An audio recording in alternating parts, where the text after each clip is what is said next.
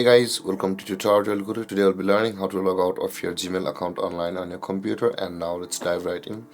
Now to log out of your Gmail account online on your computer, first open up your Gmail on your preferred browser from which you want to log out. You can see guys, this is my Gmail over here. Now in order to go to the Gmail, you can simply enter the gmail.com on your browser over here, and when this panel appears you'll be on the Gmail section. You can see now in order to log out from over here, at the top right corner of the screen you can see your profile picture icon available for us where my mouse is hovering. Click on your profile picture icon at the top right corner of the screen, and kind of button will appear where you can see the sign out button available for us.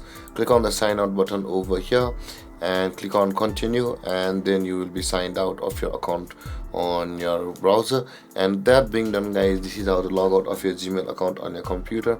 And if you have any confusions or questions regarding the topic, feel free to comment in the comment section below, and don't forget to like, subscribe and hit that bell icon for more videos. Thank you for watching guys. Peace.